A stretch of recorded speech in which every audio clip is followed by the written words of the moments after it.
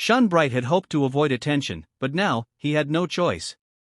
He activated his second error skill, Principle of Attack. As the skill took effect, a sudden surge of power filled his body. He intercepted Yurisia's strike with precision, parrying it mid-air.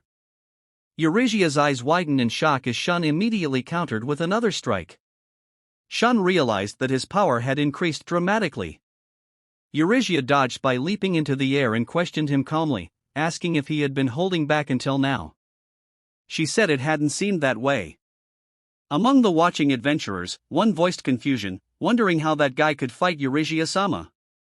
Lise watched with pride as another adventurer confirmed that the swordsman was indeed Shun Bright. Shun glanced at his sword and considered his ability. Principle of Attack. He had a vague idea of what it did, but now he was sure. It raised his attack power.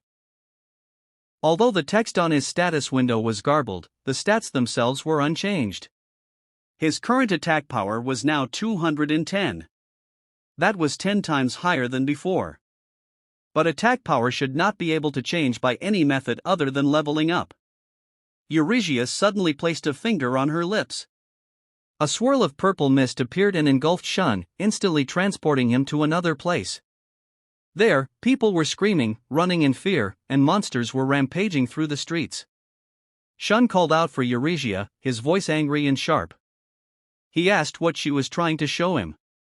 Demanding answers, he questioned what she wanted from him. Yurisia slowly appeared again, standing quietly as the illusion of battle continued around them. She calmly observed him and admitted that he had passed her test. He was not just strong but also capable of calm situational judgment. She noted that his anger at the illusion proved he wasn't an informant for the enemy side. With a wave of her hand, she dispelled the illusion and brought Shun back. She apologized, saying it appeared he wasn't connected to the enemy side after all. Shun responded that he understood, and it wasn't done out of malice. Yurisia interrupted, guessing that he simply wanted to avoid troublesome matters. Shun thought to himself that she had figured him out.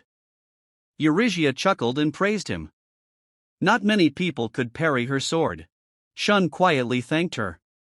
Yurisia deactivated the sensory spell she had cast at the start and told him that he could speak freely again.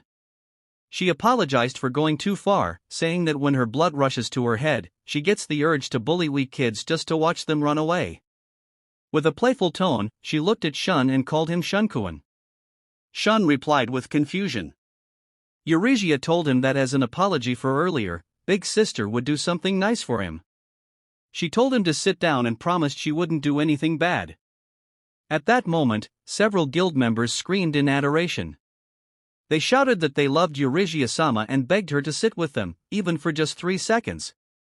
Yurisia waved to them nonchalantly, telling them maybe in another 10 years. They shouted back, thanking her dramatically. Shun looked at her in disbelief and asked what was going on. Yurisia explained that it was something called a fan club. She said it was a complete nuisance and that she didn't care about men like that. She turned to Shun again. This time, she told him she wanted him to go out with her. Shun froze. The entire guild, including the staff, fell silent and then exploded in shock. Even Shun could barely form words. He stammered, asking what she was saying so suddenly. Lise cried out in panic, calling the proposal indecent. Yurisia laughed and apologized, saying she didn't mean it in that way. What she actually wanted was for Shun to be active in the elite organization known as Levantin. Lise calmed down after hearing that. She said that if that was the case, then she could understand. But Shun shouted back in disbelief.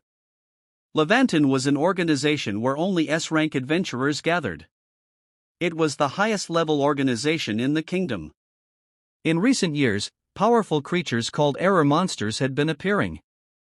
They could not have their levels measured, just like the Void Dragon. These monsters had tremendous strength and could devastate towns and villages by themselves. Levantin had been created specifically to counter such threats. Shun stood up in protest. Due to his level down, he was the lowest E rank. He said it didn't make sense. Yurisia calmly reminded him that he was the one who defeated the Void Dragon in the end. Shun was left speechless. Yurisia explained that error monsters were such formidable enemies that even S-rank adventurers were cautious around them. If someone showed potential, she wanted to scout them immediately. Shun hesitated. He said it was all too sudden, especially being scouted in front of so many people. Yurisia smiled and told him not to worry. Levantin was something many adventurers admired and envied. She told him he could even use it to get back at those who had mocked him. Among the guild members, a few whispered among themselves, saying that powerful people receive proper evaluation. That was all there was to it. Shun admitted to himself that he was happy. But then, a memory surfaced. As a child, he had watched his father leave. He had cried out, begging him not to go. His father had apologized, saying he would not ask for forgiveness. He promised to come back someday and asked Shun to be a good boy until then. Young Shun had run after him, shouting that he wanted to become an adventurer together with his father. That memory stayed with him. It became his reason for moving forward. He silently made a vow to himself that he would find his father one day. Back in the present, Yurisia gently held his hand. She asked if he was ready and told him they would meet the leader of the organization together. Shun smiled faintly. He apologized, saying it was a wonderful proposal, but he could not accept it. As he spoke, his expression shifted. He felt dizzy. That sweet fragrance again. His vision blurred, and he collapsed. Yurisia wrapped her arms around him and smiled. "If you are going to refuse," she said softly, "then I will take you with me by force."